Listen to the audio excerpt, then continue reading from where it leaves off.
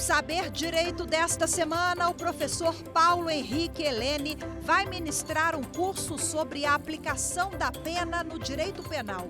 Durante as 5 aulas, ele vai abordar a dosimetria da pena, os regimes de cumprimento da pena e o concurso de crimes. A aula 5 começa agora.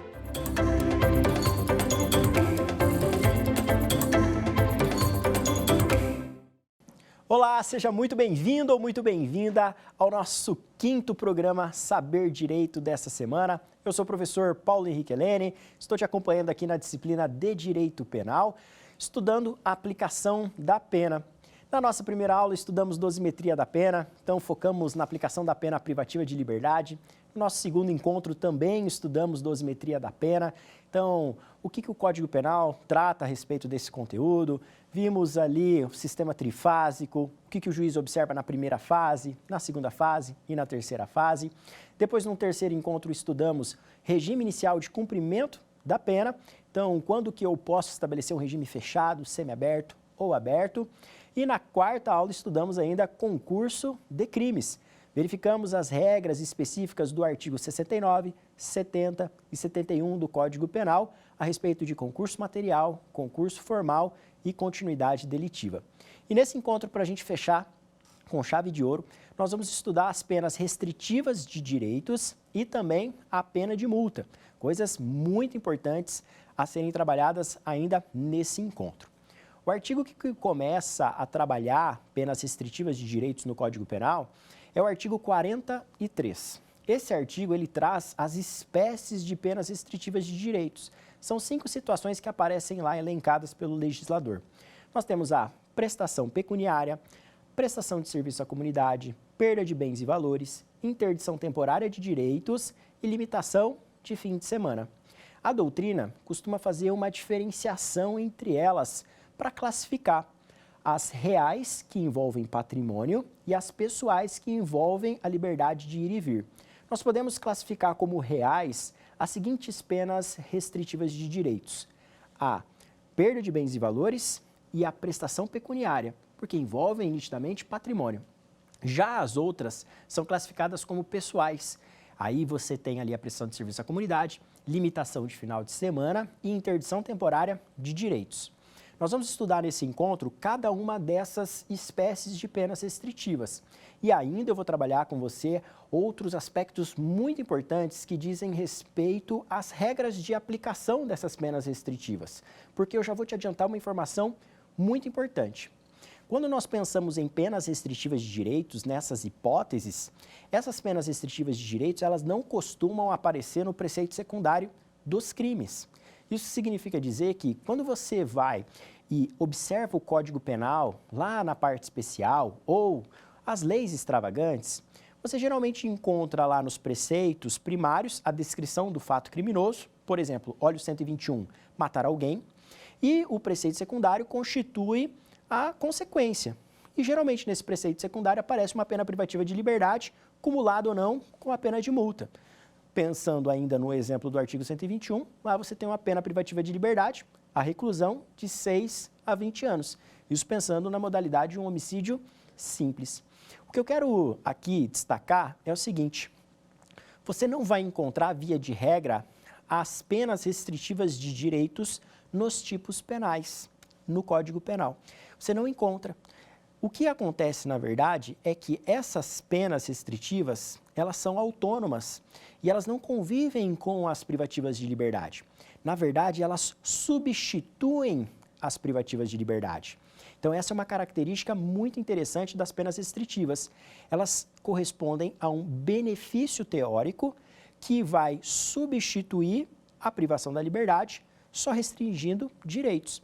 E aí o juiz, observando alguns critérios que o Código Penal trabalha e apresenta no artigo 44, ele vai poder ou não substituir essa pena.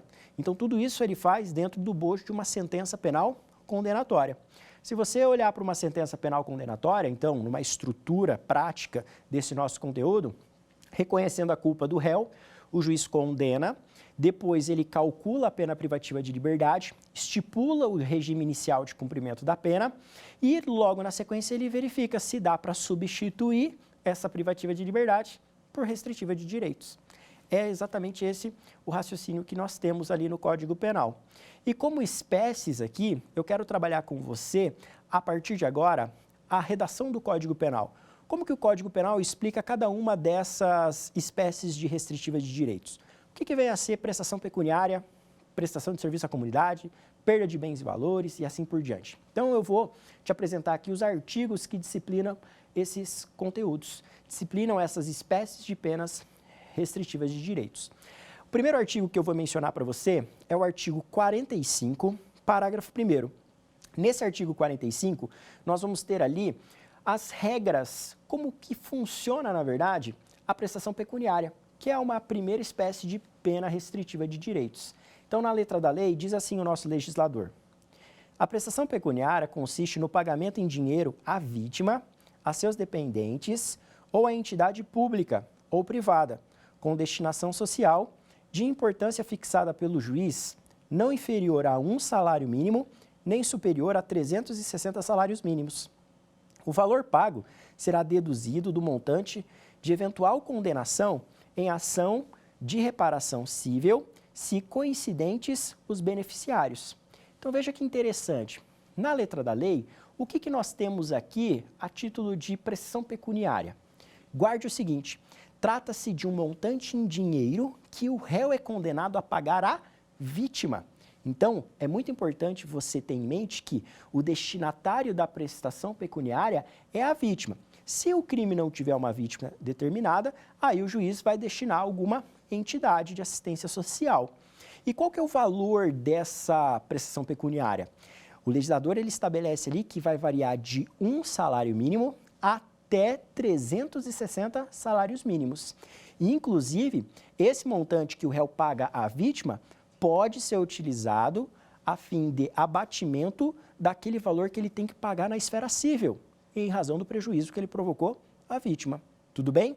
Então, resumidamente, guarde que prestação pecuniária é uma espécie de pena restritiva de direito, tem natureza real, porque envolve patrimônio, envolve dinheiro, e o destinatário é a vítima. E eu já te faço uma observação aqui, também importante. Não confunda a prestação pecuniária com a multa.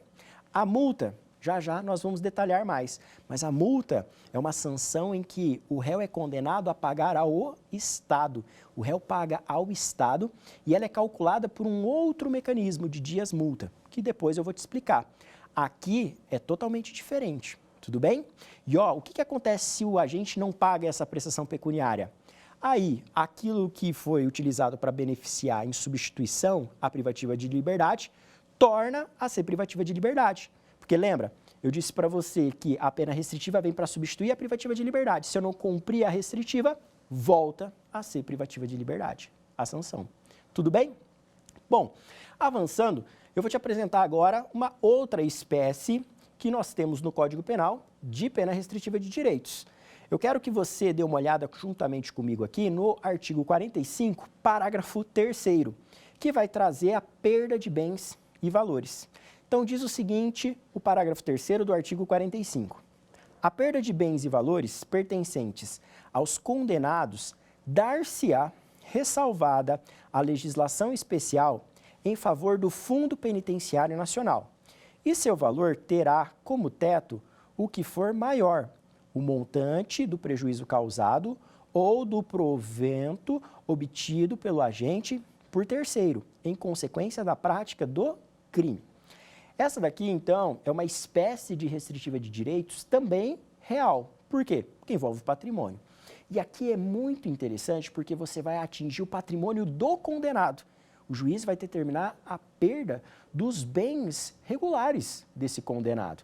Inclusive, eu não estou falando aqui de patrimônio ilícito, não, aquela vantagem econômica que ele auferiu indevidamente em razão da dedicação à atividade criminosa. Aqui eu estou falando do patrimônio dele legal. E isso gera uma crítica doutrinária bem grande.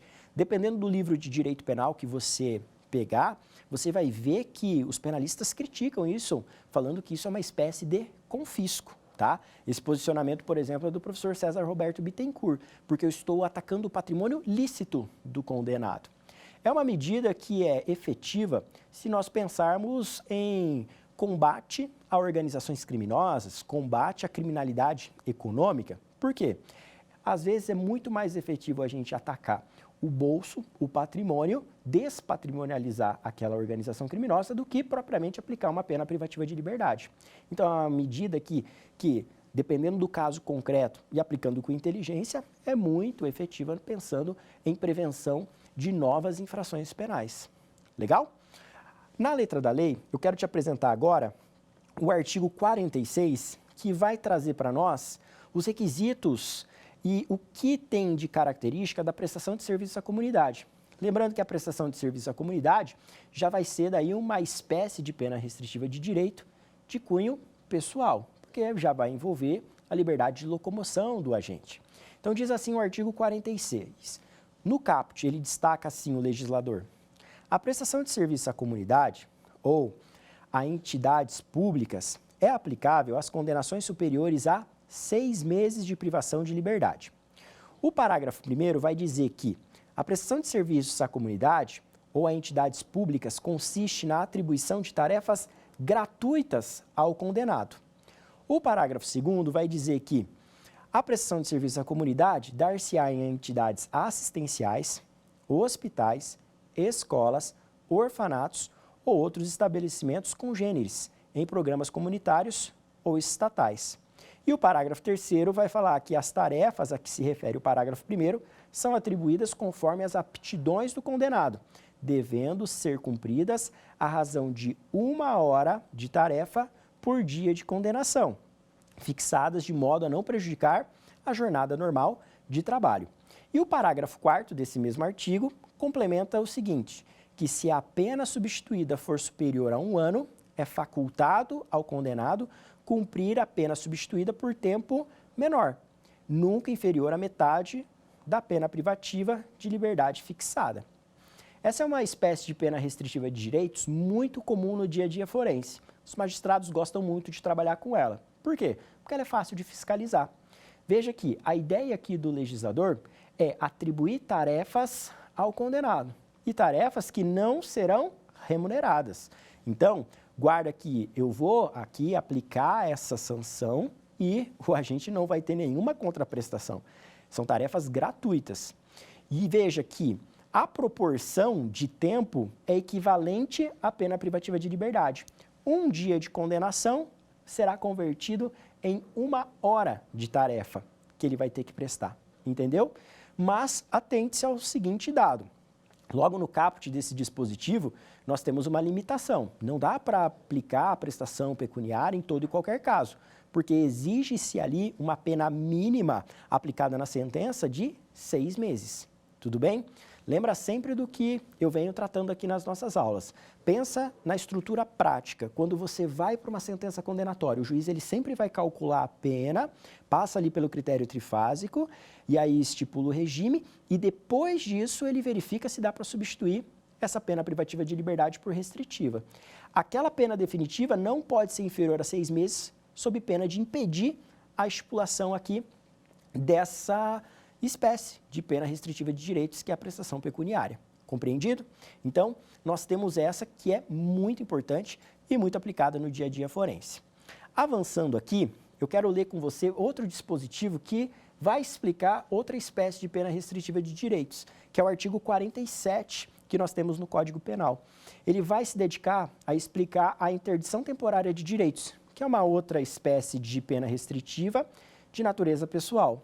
E diz assim o legislador: as penas de interdição temporária de direitos são, em primeiro lugar, proibição do exercício de cargo, função ou atividade pública, bem como de mandato eletivo.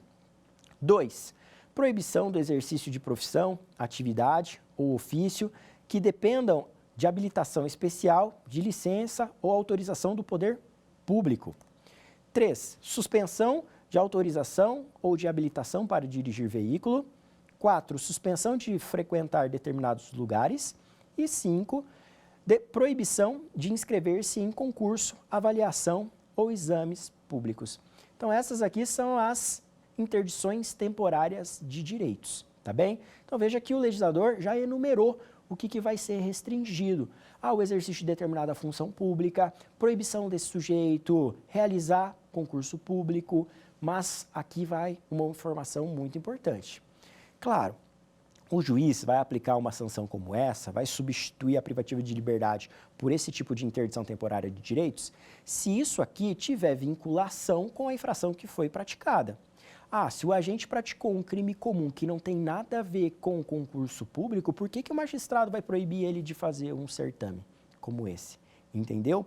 Por que ele vai suspender a habilitação se o sujeito nem sequer praticou um crime na direção ou na condução de veículo automotor?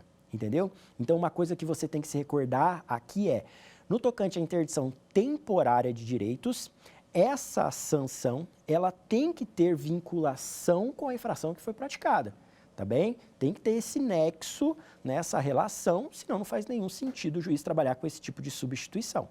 Compreendido? Tem mais um dispositivo que eu quero trabalhar com você, que vai explicar outra espécie aqui de pena restritiva de direitos, que é a limitação de fim de semana. Então vem comigo aqui, que eu vou te apresentar agora a redação do artigo 48, que vai trabalhar com a limitação de fim de semana. Diz assim, então, o texto do Código Penal. Artigo 48. A limitação de fim de semana consiste na obrigação de permanecer aos sábados e domingos por 5 horas diárias em casa de albergado ou outro estabelecimento adequado. E o parágrafo único vai dizer que, durante a permanência, poderão ser ministrados ao condenado cursos e palestras ou atribuídas atividades educativas. Então veja que o próprio artigo 48 explica para nós onde que vai ser essa limitação de fim de semana e o que o agente vai fazer nessa casa de albergado. Então ele vai frequentar essa casa, vai permanecer durante 5 horas e lá vai fazer algumas atividades educativas, né? Não vai ficar lá jogando baralho com os amigos, entendeu? A questão prática que toca a essa espécie aqui de pena restritiva de direitos, que aí, em termos práticos, ela acaba caindo em desuso, é que nós carecemos no Brasil de estabelecimentos como esse, de casas de albergado. Então, isso implica dizer que essa não é uma das medidas mais aplicadas no dia a dia, justamente por falta de infraestrutura, já que não temos esse estabelecimento, que inclusive é o mesmo que se dedica ao cumprimento do regime aberto, aí os magistrados acabam não aplicando. Pensando mesmo no dia a dia forense, as mais comuns de serem aplicadas dentro desse leque de penas restritivas de direitos, sem sombra de dúvidas, são prestação pecuniária, então aquele valor que você condena o réu a pagar à vítima, que varia de 1 até 360 salários mínimos, e também a prestação de serviços a comunidades. Então, vai ser designado algum estabelecimento, um hospital, como o legislador coloca, uma entidade assistencial em que o agente vai prestar essas tarefas gratuitas, tá bem? Essas são as duas penas restritivas mais comuns da gente ver no dia a dia forense. Tudo certo? Então, a partir de agora, já que você conhece essas espécies, qual que vai ser meu objetivo? Trabalhar com você os requisitos que nós temos no artigo 44 do Código Penal para poder ter essa substituição. Por quê? Conforme eu te adiantei no início da aula, existem duas características das penas restritivas. Como eu já te adiantei, elas são autônomas e substitutivas. Isso quer dizer o seguinte: autônoma porque ela não convive com a privativa de liberdade, e substitutiva porque, na verdade, ela substitui a privativa de liberdade. Então, veja, quando você passeia pelo Código Penal, você não encontra lá nenhuma dessas espécies de penas restritivas de direitos. Claro, existem exceções. Se você for no Código de Trânsito Brasileiro, aparece lá no preceito secundário em algumas infrações, por exemplo, a suspensão da habilitação, mas isso é excepcional, porque a regra é, no preceito secundário, constar só a privativa de liberdade, de maneira cumulativa ou não, com a pena de multa. Justamente porque a restritiva substitui a privativa de liberdade. E quando que nós vamos ter, então, essa substituição? Quem vai trazer para nós os requisitos é o artigo 44. E esse é um ponto muito importante que você tem que se atentar para o dia a dia forense, ou se você está estudando para algum concurso ou para o exame de ordem, isso é o que vai ser questionado na sua prova. Quando que eu posso substituir, então? Primeira coisa, o artigo 44 ele vai trazer uma regra para crimes dolosos e uma regra para crimes culposos. Se você estiver lidando com um crime doloso, Diz ali no artigo 44, e a gente pode elencar isso como um requisito objetivo, que a condenação não pode ser superior a 4 anos. Então, condenação não pode ser superior a 4 anos. Aí é possível a gente já começar a cogitar a substituição. Outra coisa, como requisito objetivo, se o crime é doloso, eu não posso estar lidando com um crime que envolva violência ou grave ameaça contra a pessoa, tá bem? Então, não dá para substituir a pena privativa de liberdade por restritiva se você estiver julgando um crime de roubo, porque o roubo ele é caracterizado justamente por ser violento ou por envolver grave ameaça, entendeu? Então, se tratando de crimes dolosos, requisitos objetivos a serem observados: condenação não superior a 4 anos e o crime praticado não envolver violência ou grave ameaça. E como requisito subjetivo, o legislador vai falar que o agente não pode ser reincidente em crime doloso, tá bem? Não pode ser reincidente em crime doloso. E além disso, essa substituição, ela tem que ser adequada e suficiente para a reprovação daquela conduta que foi realizada por parte do réu, entendeu? Então, basicamente, são esses aqui os requisitos que você tem lá no artigo 44 envolvendo crime doloso. Então, vamos recapitular comigo? Então, ó, estou julgando um crime doloso, qualquer um. Para poder substituir, eu tenho que primeiro ver se a condenação passa de 4 anos. Se passar, já não dá mais para substituir. Se ficar abaixo de 4 anos, aí ok. Segundo ponto, esse crime que eu estou julgando, ele envolve violência ou grave ameaça? Se a resposta for positiva, envolve violência ou grave ameaça, não dá para substituir. Se não envolve, beleza, podemos avançar. O réu, ele é reincidente? Ele é reincidente em crime doloso? Se ele for reincidente em crime doloso, cuidado. Por quê? Essa questão de não ser reincidente em crime doloso não é uma vedação absoluta, porque o próprio parágrafo 3º do artigo 44 excepciona isso. E aqui é muito importante você prestar atenção nesse ponto. O parágrafo 3º do artigo 44, ele vai falar que se o juiz entender que no caso concreto, ainda que o réu seja reincidente, é adequada a substituição, é suficiente para a reprovação do crime que foi praticado, ele pode substituir, ainda que o agente seja reincidente em crime doloso. Só veda de maneira absoluta se o réu for reincidente específico. O que é um reincidente específico? É aquele que já foi condenado uma vez por um delito e agora ele está sendo julgado pela prática do mesmo delito, tá? Então ele incorreu novamente no mesmo dispositivo. Então ele já tinha sido condenado pela prática de um furto e agora tornou a praticar outro furto. Isso inviabiliza a substituição. Então a vedação absoluta com relação ao reincidente é a hipótese desse reincidente específico. Agora, se ele for reincidente de crime doloso, o juiz ainda consegue flexibilizar isso, entendendo que é adequado, que é suficiente para a reprovação do delito, ele pode substituir com amparo no parágrafo 3º do artigo 44. Entendido? Agora, se por exemplo, professor, e se ele for reincidente em crime culposo? Isso não gera nenhum impedimento. Professor, e se por exemplo for um crime que envolva violência contra a coisa? Era um furto com rompimento de obstáculo? Isso também não gera impedimento à substituição. O que gera impedimento à substituição é você lidar com um crime que envolve violência ou grave ameaça contra a pessoa, certo? Então, essas são as regras para a substituição de um crime doloso. Agora, por outro lado, as regras são muito mais simples em relação a crimes culposos. O legislador, ele não estabelece nenhum quantum para a substituição em crimes culposos. Então, não existe a limitação de 4 anos. Tá bem? Então, em se tratando de crimes culposos, basicamente, você vai poder trabalhar com a substituição da pena privativa de liberdade por restritiva de direitos. Só tem que tomar cuidado com uma observação que eu te faço, muito importante, que aparece no Código de Trânsito Brasileiro. No CTB, aparece uma vedação que vai trabalhar com a questão do crime de homicídio culposo, ou lesão corporal culposa praticada na direção de veículo automotor quando o agente está embriagado. Se ele for condenado nesses moldes, o artigo 312-B, ele veda a substituição da pena privativa de liberdade por restritiva de direitos, para esses casos de crimes culposos, tá?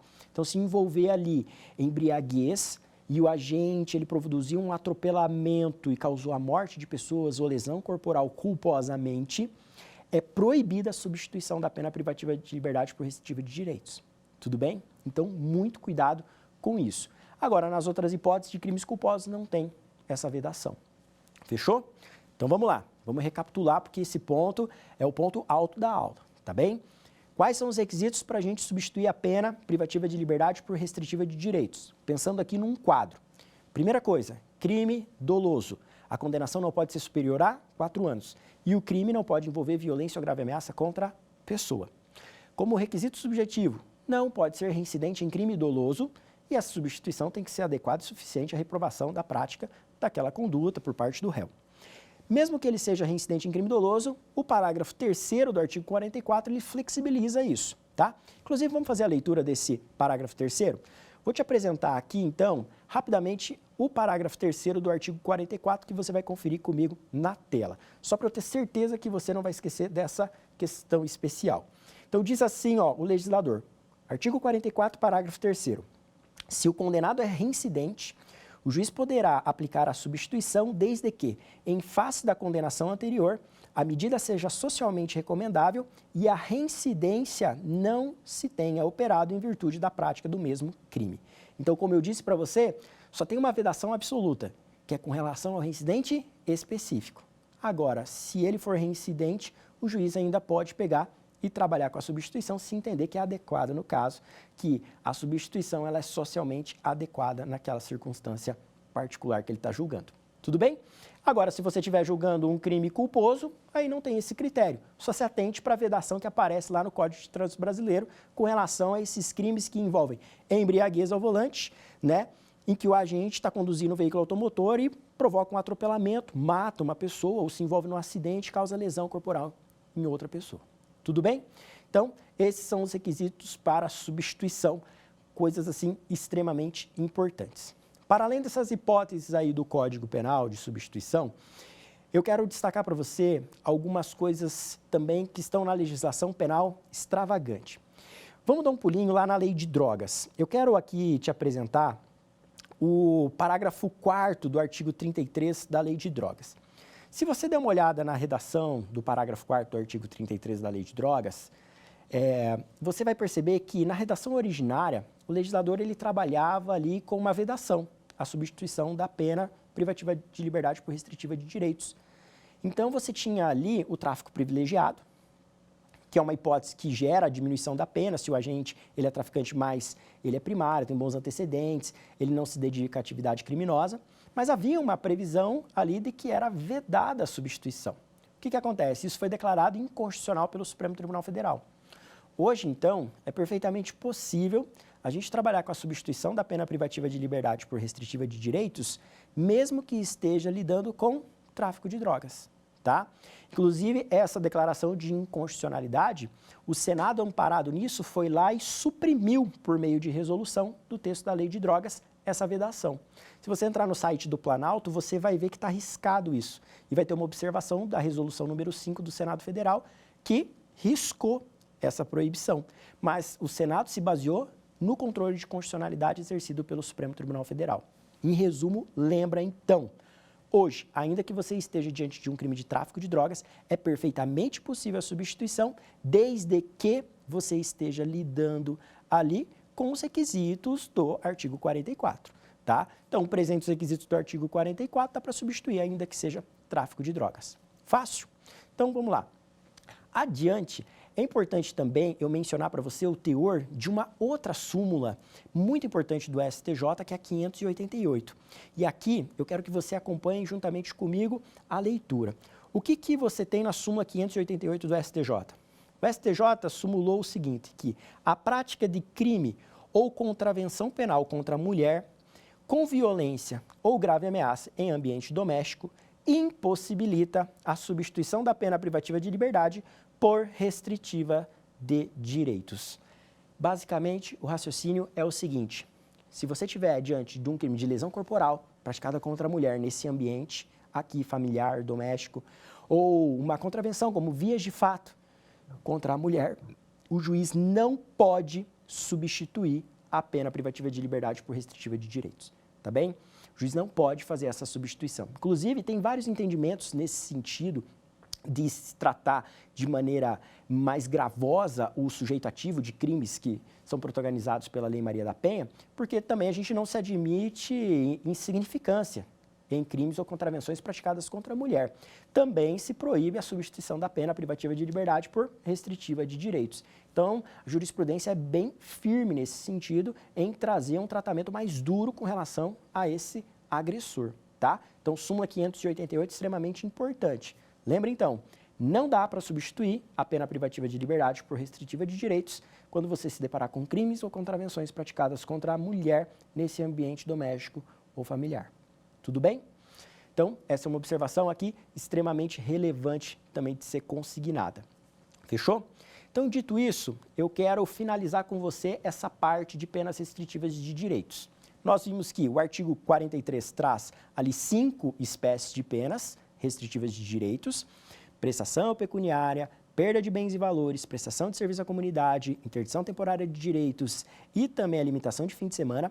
Vimos que elas não aparecem via de regra no preceito secundário, porque, na verdade, elas substituem as penas privativas de liberdade, certo? E todos os requisitos de substituição nós bem frisamos aqui nesse encontro. A partir de agora, a gente vai avançar para o estudo da pena de multa. Então vem comigo aqui que eu vou te apresentar o artigo 49, que fala sobre o regramento da pena de multa. Então, te convido a ler comigo aqui. Artigo 49, caput do Código Penal.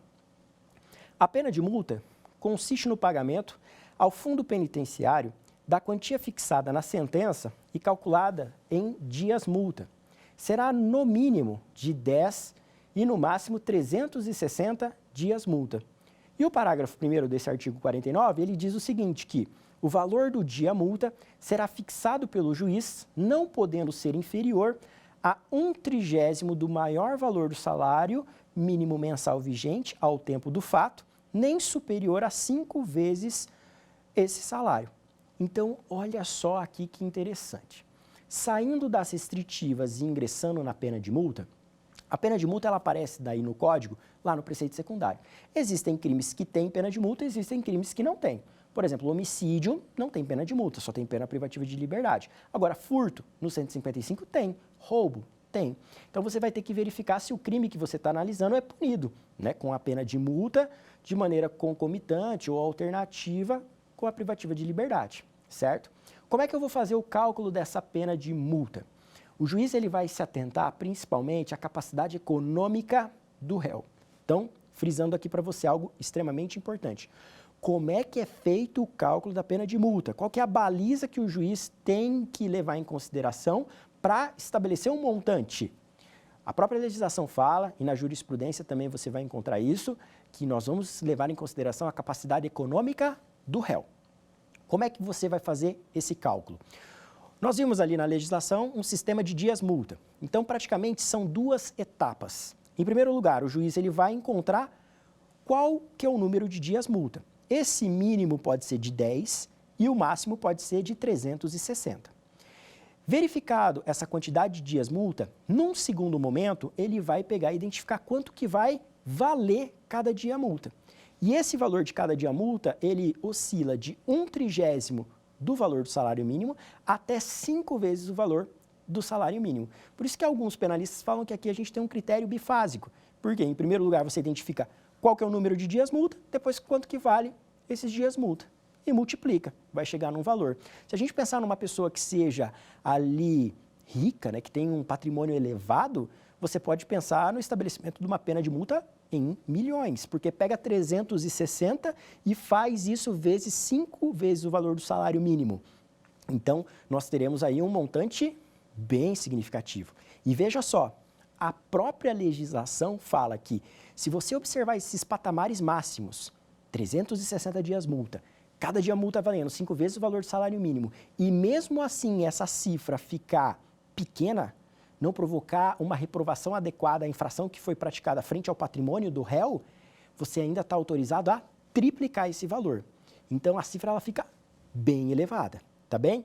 Quem diz isso para nós, quem vai falar isso para nós, é o próprio Código Penal e um outro dispositivo que eu quero te apresentar.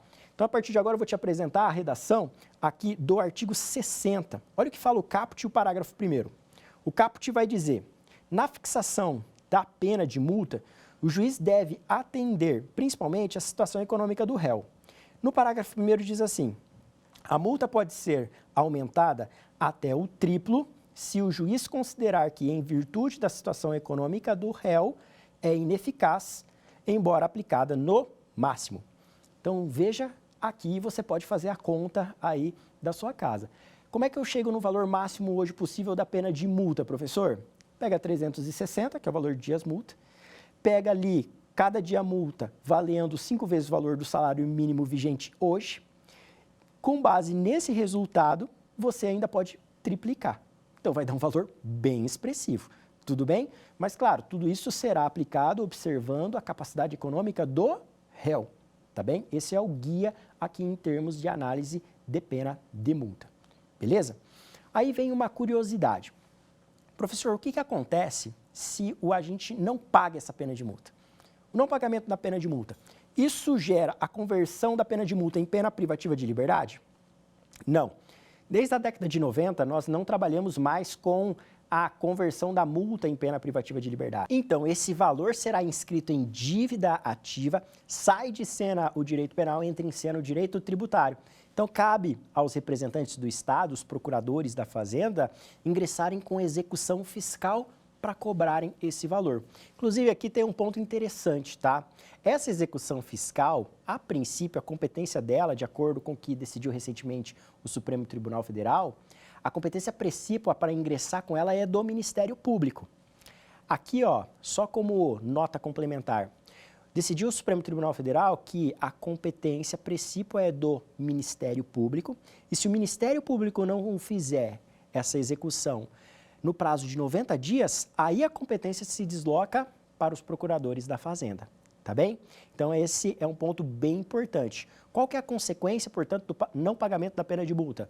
Você sai de cena com o direito penal e entra em cena o direito tributário. O Estado vai perseguir esse valor por meio de execução fiscal. Quem tem legitimidade ali de maneira inaugural seria o Ministério Público e depois de decorridos 90 dias, essa competência migra para os procuradores da Fazenda, que são os representantes do Estado que têm essa competência para lidar com matéria tributária. Tudo certo? Então, esse é um ponto bem importante. E eu gostaria aqui de trazer uma curiosidade para você. Alguns alunos ficam com dúvidas quando, por exemplo, encontram na legislação penas de multas vinculadas a moedas antigas. Aqui eu quero te apresentar, só a título de curiosidade, o artigo 171 do Código Penal. Se você olhar lá o estelionato, repara comigo na pena. A pena do estelionato, lá no artigo 171, é de reclusão de 1 a 5 anos e multa de R$ 500 a 10 contos de réis. Então, como é que fica essa questão que aparece por vezes na legislação com moedas passadas? Aqui a solução que nós temos encontrada pelo legislador é muito interessante. Quando nós tivemos a reforma da parte geral do Código Penal, lá em 1984, nós tivemos toda uma repaginação, desde o artigo 1º até o artigo 120, que foi uma alteração promovida pela Lei 7.209 de 84. O artigo 2º dessa lei traz lá uma regra muito interessante. Diz o legislador, a partir de então, o seguinte: onde você lê multa de, e aí pode mencionar a moeda, pode mencionar uma quantia específica, leia-se a partir de então, multa. Então veja que solução inteligente. Toda vez que você se deparar com essas outras moedas, cruzeiros, cruzados, contos de réis e assim por diante, você vai ignorar isso e vai só ler multa. E aí você vai aplicar o regramento que a gente acabou de aprender, que é o sistema de dias multa. Então, é assim que o legislador entendeu por resolver esse problema dessas moedas antigas, tá? Lembra disso porque a redação ali da parte especial, ela é da década de 40, né? A redação originária. Por isso que vai aparecer uma série de outras moedas. E se você encontrar também isso na legislação penal extravagante, o mesmo raciocínio você vai fazer. Onde se lê multa de 3 pontinhos, você só vai ler multa. Perfeito? Então, a lei que trouxe essa questão, resolveu esse problema, é a lei que reformou toda a parte geral do nosso Código. O artigo 1º da 7.209, ele trouxe toda a redação conferida ao Código Penal vigente atualmente, desde o artigo 1º até o artigo 120. E no artigo 2º dessa lei é que trouxe essa resolução desse aspecto que toca a pena de multa. Compreendido isso? Então, você acabou de fechar comigo toda essa análise que nós temos no tocante à pena de multa. Fizemos uma análise super interessante do que a nossa legislação apresenta a respeito desse conteúdo. Vamos recapitular aqui, então, o que foi dito? Começamos a aula falando sobre penas restritivas de direitos. Vimos ali todas as espécies restritivas de direitos que o Código Penal nos apresenta. Depois trabalhamos os requisitos de substituição dessas penas restritivas de direitos, artigo 44 principalmente. E aí ingressamos agora na pena de multa.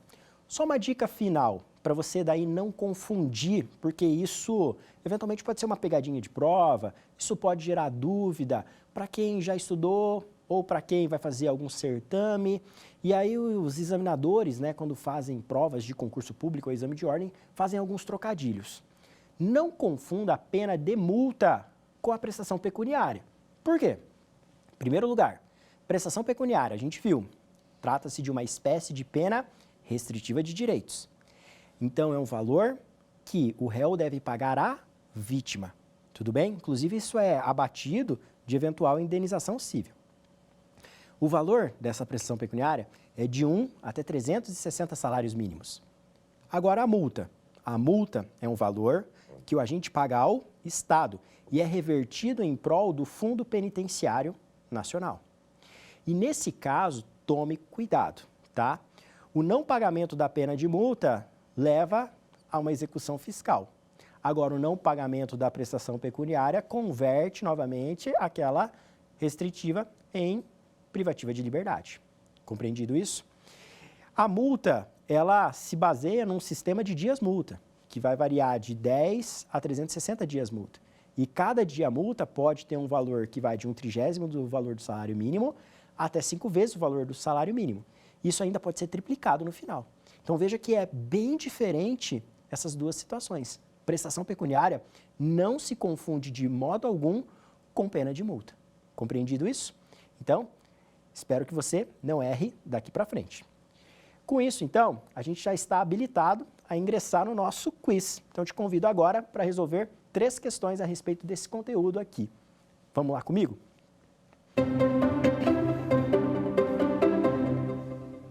Primeira questão aqui na tela. Entre as penas restritivas de direitos previstas no Código Penal, não está incluída a perda de bens e valores, a interdição permanente de direitos, a prestação de serviços a entidades públicas e a prestação pecuniária. E aí, não está incluída. Qual que é a alternativa correta nesse caso? Nós temos aqui um erro bem sutil, que vai aparecer em qual assertiva?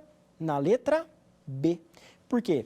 Vai falar ali em interdição permanente de direitos, quando na realidade nós temos como espécie de pena restritiva de direitos a interdição temporária, tá? Inclusive aqui, vale fazer um paralelo com a questão da previsão constitucional que veda penas de morte, via de regra, penas de caráter perpétuo também. E aqui, se você tivesse uma interdição permanente de direitos, isso seria uma pena de caráter perpétuo. Então, não faz nenhum sentido. Isso também está errado pelo prisma constitucional, pelo olhar que a Constituição nos confere a respeito desse conteúdo. Tudo bem? Próxima questão.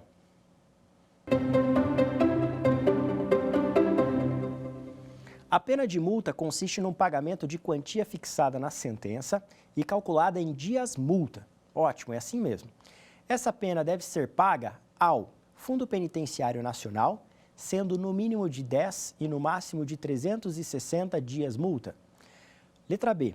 Conselho Penitenciário, sendo o mínimo de 30 e o máximo de 365 dias multa. C. Conselho da Comunidade, sendo no mínimo de 50 e no máximo de 500 dias multa. E letra D. Fundo de Amparo ao Trabalhador, sendo no mínimo de 20 e no máximo de 200 dias multa. A partir do que a gente estudou, artigo 49 seguintes, nós vamos saber que o destinatário da pena de multa é o Estado.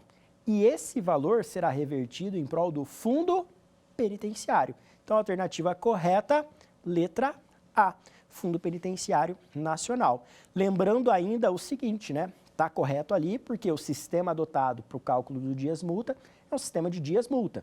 Mínimo de 10, máximo de 360 dias-multa. E quanto que pode valer cada dia-multa? De 1/30 do valor do salário mínimo até 5 vezes o valor do salário mínimo, podendo ainda ser triplicado, a depender, claro, da capacidade econômica do réu, da pessoa que você está julgando. Diante disso, nós estamos aqui encerrando a nossa semana. Eu quero só fazer contigo uma recapitulação de todos os conteúdos que foram trabalhados ao longo das aulas. Olha só, nós trabalhamos então, nesses encontros, o tópico aplicação da pena, algo extremamente importante, prático, algo do dia a dia forense mesmo, que para quem é estudante de direito, vai ter contato na graduação, mas depois, quando for para o dia a dia forense, vai vivenciar esse conteúdo. É um conteúdo também extremamente importante para quem está se dedicando aí para a preparação de concursos públicos ou para quem está na prática e advogando também, né? São conteúdos assim que realmente são a essência do direito penal, a consequência relacionada à pena. Estudamos dosimetria da pena, você aprendeu comigo aqui sobre o critério trifásico, que ele foi incorporado pelo nosso legislador no Código Penal efetivamente, lá em 1984, com a grande reforma que nós tivemos na parte geral. E o autor por trás desse sistema trifásico foi o grande penalista Nelson Hungria. Aprendemos aí que o juiz então vai percorrer essas 3 etapas. Num primeiro momento, ele analisa as circunstâncias judiciais do artigo 59 do Código Penal. Então, ele analisa a culpabilidade, antecedentes, conduta social, personalidade do agente, circunstâncias, consequências, comportamento da vítima, tudo isso para chegar numa pena base. No segundo momento, ele vai analisar as circunstâncias legais, agravantes e atenuantes. Lembrando que nós vimos as agravantes presentes ali no artigo 61 e 62 do Código Penal, dando uma ênfase especial à reincidência, que é a mais importante dentro daquele leque ali, porque tem um maior potencial de aparecer no dia a dia forense. E vimos de outro lado as circunstâncias atenuantes. Vimos que as atenuantes aparecem no artigo 65 e no artigo 66 você ainda tem uma atenuante genérica ou inominada. E aí, num terceiro momento, nós verificamos as causas de aumento e as causas de diminuição da pena. E aí, com base nisso, o magistrado estipula a pena definitiva. Tudo bem? Na sequência, num terceiro encontro, estudamos as regras de regime inicial de cumprimento da pena. A gente esmiuçou o artigo 33 do Código Penal, analisamos até aspectos jurisprudenciais que tocam a fixação do regime inicial. Vimos que, para você estipular o regime fechado, regime semiaberto ou aberto, vai depender daquilo que a gente está julgando. Se é um crime punido com reclusão, ou se é um crime punido com detenção, ou se ainda é uma contravenção penal. Lembra lá comigo que em crimes punidos com reclusão é possível iniciar em regime fechado, semiaberto ou aberto. E aí vamos se atentar às regras lá do artigo 33. Lembra que existe uma súmula também ali, muito importante, que é a 269, que inclusive a gente resolveu uma questão a respeito desse conteúdo, tá bem? Depois a gente avançou para as regras de concurso de crimes. Trabalhamos lá o concurso material, quando você tem uma pluralidade de comportamentos, e isso resulta numa pluralidade de resultados típicos, e aí o legislador manda nós somarmos as penas, tá? Então isso é bem importante, também é algo vivenciado no nosso cotidiano. Estudamos o artigo 70 com o concurso formal, e lá nós vimos 2 regras. Existe o concurso formal próprio, perfeito, e o concurso formal impróprio ou imperfeito. Só que no concurso formal, a característica central é que você tem uma unidade de conduta, uma única conduta que vai gerar a produção de 2 ou mais resultados típicos.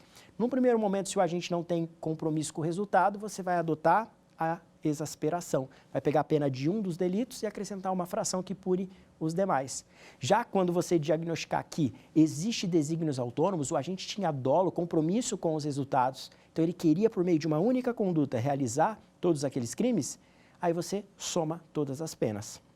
E aí, estudamos ainda a continuidade delitiva, as regras que aparecem ali no artigo 71, esse grande benefício que nós temos ali previsto na legislação penal, onde você, verificando uma pluralidade de comportamentos típicos, o agente realizou vários crimes da mesma espécie, mas identificando entre eles nexo de continuidade, o legislador manda reconhecer que houve a prática de um delito, punir um deles e, com relação aos demais, acrescentar uma fração que varia de 1/6 até 2/3, ou se forem praticados contra vítimas diferentes, em contexto de violência, você sair de 1/6 e poder chegar até o triplo, tá bem? E se houver ali concurso de crimes e pena de multa, a pena de multa ela é sempre aplicada de forma distinta e integral. Significa dizer que sempre nós vamos somar essas penas de multa. E agora, no nosso último encontro, nós estudamos as restritivas de direitos. E eu friso novamente para você a importância delas. Elas aparecem ali no Código Penal também como uma espécie de benefício teórico, porque elas vêm justamente para substituir a pena privativa de liberdade. Então, o juiz ele vai fazer a dosimetria da pena, ele vai estipular o regime inicial e depois ele vai verificar se dá para substituir essa pena restritiva, aliás, essa pena privativa de liberdade, por restritiva de direitos. E aí ele tem aquele leque de opções que nós examinamos nesse encontro. Ou ele aplica a prestação pecuniária, ou perda de bens e valores, prestação de serviço à comunidade, limitação de final de semana ou interdição temporária de direitos, sempre se atentando ao que diz o artigo 44 do Código Penal. E, por último, estudamos a pena de multa. Vimos que a pena de multa é calculada por meio de um sistema de dias-multa. E aí, estudamos as regras ali do artigo 49 seguintes. O que acontece se não se realiza o pagamento da pena de multa? Isso é convertido em dívida tributária e aí o Estado tem que cobrar essa dívida por meio de execução fiscal. E antes que eu me esqueça, uma nota bem importante também para a gente fechar com chave de ouro. Quando eu falei em restritivas de direitos, lembra que as restritivas, elas não podem ser aplicadas em crimes ou contravenções praticadas contra a mulher, no ambiente doméstico ou familiar. Existe uma súmula muito importante do STJ que veda essa substituição, ou seja, a aplicação desse benefício. Se o agressor aqui, ele pratica um crime dessa natureza, ele vai ter que cumprir necessariamente a pena privativa de liberdade.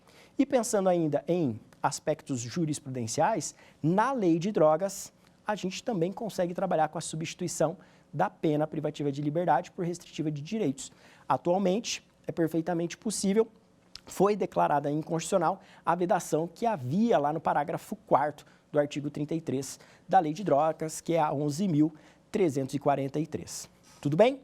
Então, foi um prazer enorme estar aqui com você ao longo desses 5 encontros. Não deixe de acompanhar as nossas redes sociais. Você pode me encontrar no Instagram, @phelene, também no YouTube, Paulo Henrique Helene. Tem muito conteúdo gratuito disponível de muita qualidade lá nessas redes sociais. Um grande abraço e até uma próxima. Quer dar alguma sugestão de tema para os cursos do Saber Direito? Então mande um e-mail para a gente, saberdireito@stf.jus.br. Você também pode estudar pela internet. Acesse o nosso site radioetvjustiça.jus.br ou pode rever as aulas no canal do YouTube, @Rádio e TV Justiça.